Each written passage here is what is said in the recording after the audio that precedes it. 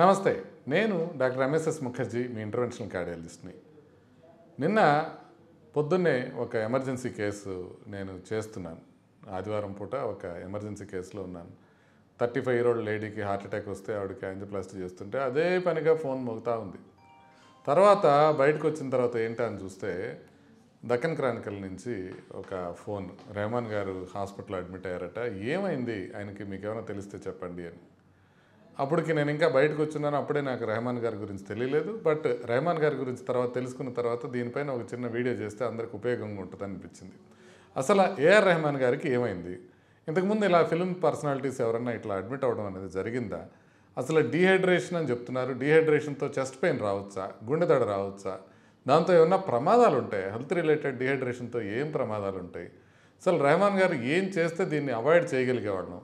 మీరు ఏం చేస్తే కనుక వీటిని అవాయిడ్ చేయొచ్చు? ఈ ప్రాబ్లమ్స్ రాకుండా మీరు ఎలా చూసుకోవాలి?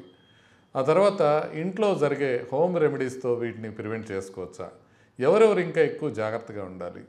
రంజాన్ ఫాస్టింగ్ కానీ లేకపోతే డైట్ కోసం ఫాస్టింగ్ కానీ చేయటం వల్ల దీనికి ఏదైనా ఇబ్బంది ఉంటుందా? ఇవన్నీ మనం ఇవాళ వీడియోలో చూద్దాం. ముందుగా ఏఆర్ రెహమాన్ గారికి ఏమైంది అని అంటే, ఆయన చెస్ట్ పెయిన్తోనూ గుండె దడతోనూ చెన్నై అపోలో హాస్పిటల్లో అడ్మిట్ అవ్వడం జరిగింది. అడ్మిట్ అయిన తర్వాత ఆయనకి అన్ని పరీక్షలు చేసి కేవలం డీహైడ్రేషన్తో ఆయన సఫర్ అవుతున్నారని తెలిసి ఆ డీహైడ్రేషన్ని ట్రీట్ చేసి ఇంటికి పంపించేయడం జరిగింది. ఆ డీహైడ్రేషన్ గురించి ఎలా తప్పించుకోవాలనే విషయం కూడా వాళ్ళు చెప్పడం జరిగింది. అయితే ఇది ఫస్ట్ టైం కాదు ఇట్లా ప్రాబ్లం రావడం. సెలబ్రిటీస్కి డీహైడ్రేషన్స్ వచ్చి ప్రాబ్లమ్స్ రావడం అనేది అనేక సార్లు చూసాం. షారుఖ్ ఖాన్ గారు 2024లోనే మన కలకత్తా టీము ప్లస్ ఎస్ఆర్హెచ్ ఈ రెండు ఆడుతున్న మ్యాచ్ అహ్మదాబాద్లో చూడటానికి వెళ్ళి అక్కడ డీహైడ్రేట్ అయ్యి హాస్పిటల్లో అడ్మిట్ అవ్వడం జరిగింది. ఇట్లానే కాకుండా హాలీవుడ్లో కూడా రూమర్ విల్లిస్ అనే ఒక యాక్ట్రెస్ ఉంటుంది, మన బ్రూస్ విల్లిస్, డెమి మూర్ గారి అమ్మాయి. ఆ అమ్మాయి కూడా మనకి ఒక డెజర్ట్లో షూటింగ్ చేస్తా 2023లో డీహైడ్రేషన్తో అడ్మిట్ అవ్వడం జరిగింది. అట్లాగే డెక్సీ డిఎమ్ఎలియో అని ఒక ఉంటుంది, టిక్ టాక్ స్టార్. ఆమె ఇట్లాగే ఆవిడ ఫుట్వేర్ లాంచ్ చేద్దామని మనం ప్లాన్ చేసుకొని ఆ మీటింగ్కి ముందు అవర్స్ ముందు ఆవిడ డీహైడ్రేషన్తో హాస్పిటల్లో అడ్మిట్ అవ్వడం జరిగింది. అంటే ఇది ఎంతో మందికి జరుగుతూ ఉంది, రిపీటెడ్గా జరుగుతూ ఉంది. హెల్త్ విషయంలో ప్రాబ్లమ్స్ ఎక్కువ వచ్చే అవకాశం ఉంటున్నాయి. దీంతో పాటుగా ఎంతో ఫైనాన్షియల్ ఇంప్లికేషన్స్ కూడా దీంట్లో ఉంటాయి. సెలబ్రిటీస్ అనేక మంది ఈ రకంగా డీహైడ్రేషన్ గురవుతున్నారు. అసలు డీహైడ్రేషన్ వల్ల చెస్ట్ పెయిన్ రావచ్చా అంటే, చెస్ట్ పెయిన్ రావచ్చు. అనేక కారణాలు ఉంటాయి చెస్ట్ పెయిన్ రావడానికి డీహైడ్రేషన్తో. ముఖ్యంగా మనం గమనించాల్సింది ఏంటంటే, డీహైడ్రేషన్ ఉన్నప్పుడు రక్తం చిక్కగా మారుతుంది. ఆ రక్తం చిక్కగా మారడంతో పాటు బ్లడ్ వాల్యూమ్ తగ్గిపోతుంది. ఆ బ్లడ్ వాల్యూమ్ తగ్గిపోవటం వల్ల గుండె ఎక్కువ సార్లు కొట్టుకోవాల్సి వస్తుంది. అంటే ఫర్ ఎగ్జాంపుల్ ఇప్పుడు బ్లడ్ వాల్యూమ్ 6 liters నుంచి 5 liters వచ్చిందనుకోండి బాడీలో, ఆ రక్తాన్ని మూవ్ చేయడానికి గుండె ఎక్కువ సార్లు కొట్టాల్సిన అవసరం వస్తుంది. సో అందుకోసం అని చెప్పి బ్లడ్ వాల్యూమ్ తగ్గినప్పుడల్లా గుండె వేగవంతంగా కొట్టుకుంటుంది. అందువల్ల దడ రావచ్చు. నొప్పి ఎలా రావచ్చు? గుండె రక్తం చిక్కబడిపోవటం వలన కొంత మేరకు ఆక్సిజన్ కానివ్వండి, లేకపోతే ఫుడ్ మెటీరియల్ కానివ్వండి, గుండెకి కావచ్చు, చెస్ట్ మజిల్స్ కావచ్చు, సరిపోయినంతగా రీచ్ కాకపోవటం వలన చెస్ట్ పెయిన్స్ అనేవి రావచ్చు. సో ఈ రకంగా చెస్ట్ పెయిన్ రావచ్చు, దడ రావచ్చు. మరి నిజంగా ప్రాబ్లం అవ్వచ్చా? నిజంగా డీహైడ్రేషన్ వస్తే ఏమొద్ది, కొద్ది వాటర్ తాగితే సరిపోయేది కదా, ఎందుకు హాస్పిటల్లో అడ్మిట్ చేయాల్సిన అవసరం వచ్చింది అని అంటే, డీహైడ్రేషన్ కొన్నిసార్లు చాలా తీవ్రంగా కావచ్చు. మరీ ఎక్కువ డీహైడ్రేషన్ అయితే సన్ స్ట్రోక్ కింద కావచ్చు. డీహైడ్రేషన్ అయినప్పుడు అనేక ఆర్గాన్స్ అనేక రకంగా ఎఫెక్ట్ అవుతాయి. కిడ్నీస్ ఫెయిల్ అయ్యే అవకాశం ఉంటుంది. క్రానిక్గా డీహైడ్రేషన్ వస్తే కిడ్నీలో స్టోన్స్ వచ్చే అవకాశం ఉంటుంది. ఆల్రెడీ గుండెకి ప్రాబ్లం ఉన్నవాళ్ళు, స్టెంట్ వేసుకున్న వాళ్ళు డీహైడ్రేషన్కి గురైతే రక్తం చిక్కగా అయ్యి ఆ స్టెంట్స్ లోపల రక్తం గడ్డగట్టే అవకాశం ఉంటుంది. అది ప్రాబ్లం కింద మారే అవకాశం ఉంటుంది. స్కిన్ మొత్తం ప్రాబ్లమ్స్ వచ్చే అవకాశం ఉంటుంది. కొంత మేరకు మరీ డీహైడ్రేషన్ అయినప్పుడు డీహైడ్రేషన్తో పాటుగా వాటర్తో పాటుగా ఎలక్ట్రోలైట్స్ కూడా పోతాయి. సోడియం, పొటాషియం ఇలాంటివి పోవటం వల్ల, సోడియం పోవడం వల్ల కొన్నిసార్లు ఫిట్స్ రావటం కానివ్వండి, కంప్లీట్గా డ్రౌజీ అయిపోయి అన్కాన్షియస్ అయిపోయే అవకాశం కూడా ఉంటుంది. పొటాషియం తగ్గటం వల్ల కొంతమందికి గుండె ఇర్రెగ్యులర్గా కొట్టుకోవడం, కొంతమందికి సడన్గా గుండె ఆగిపోవడం జరుగుతుంది, ఎస్పెషల్లీ కిడ్నీ ప్రాబ్లం ఉన్న వాళ్ళకి. సో ఇలా డీహైడ్రేషన్ అనేది డెఫినెట్గా హెల్త్ రిస్క్. అది కూడా కొంచెం ప్రమాదకరమైన హెల్త్ రిస్క్ అని మనం భావించాలి. అయితే రెహమాన్ గారికి ఇప్పుడు డీహైడ్రేషన్ రావడానికి ఇంకొక కారణం కూడా ఉంది. ఆయన రంజాన్ సందర్భంగా ఫాస్టింగ్లో ఉన్నారు. ఫాస్టింగ్లో ఉన్నప్పుడు ఏం చేస్తారంటే మార్నింగ్ మనం సుహూర్ అని పొద్దున్నే తీసుకుంటారు, ఆ తర్వాత ఇఫ్తార్ అని నైట్ తీసుకుంటారు. సుహూర్కి ఇఫ్తార్కి మధ్యలో వాళ్ళు ఉమ్ము కూడా మింగరు, అంత గట్టిగా ప్రాబ్లం ఉంటుంది. కాబట్టి వాళ్ళు నైట్ టైంలో ఇఫ్తార్ తర్వాత సుహూర్ లోపల ప్రాపర్గా వాళ్ళు డీహైడ్రేషన్ అదే హైడ్రేషన్ చేసుకోకపోతే తర్వాత ప్రాబ్లం అయ్యే అవకాశం ఉంటుంది.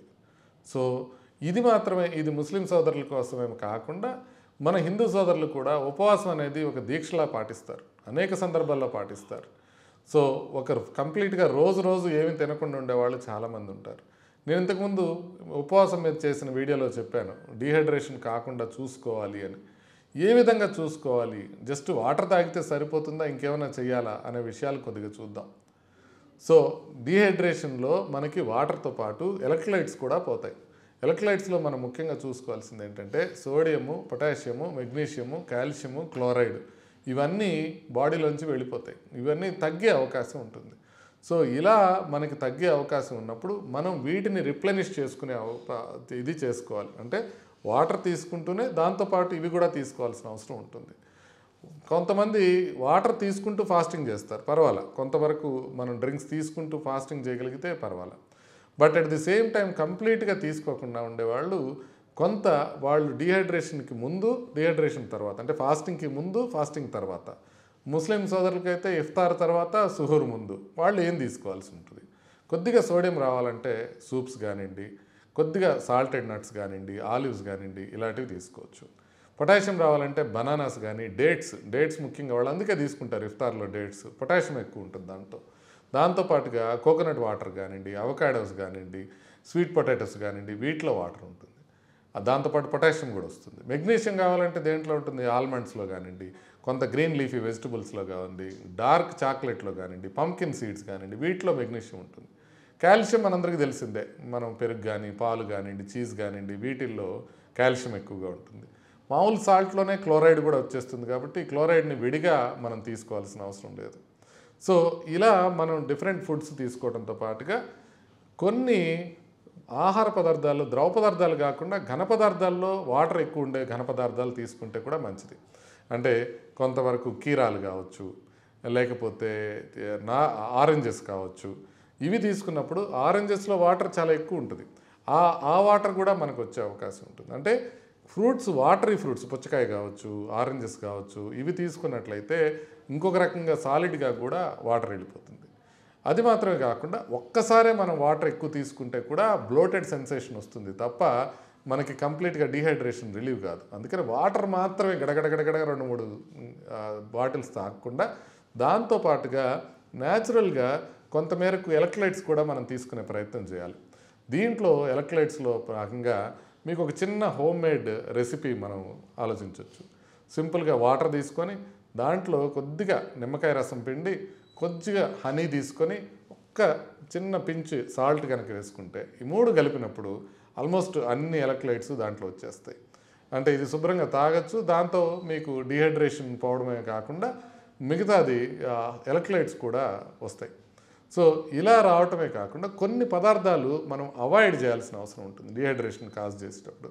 ఆ డీహైడ్రేషన్ కాజ్ చేసేటప్పుడు అవాయిడ్ చేయాల్సిన పనులు ఏమేంటి అని అంటే, ఒకటి సాల్టెడ్ స్నాక్స్. అవి కనుక మనం చిప్స్ కనుక ఎక్కువ తీసుకున్నామంటే మీకు అప్పుడే తెలిసిపోద్ది, దాహం ఎక్కువ వేస్తూ ఉంటుంది. సో అది ఒకటి ప్రాబ్లం కింద రావచ్చు.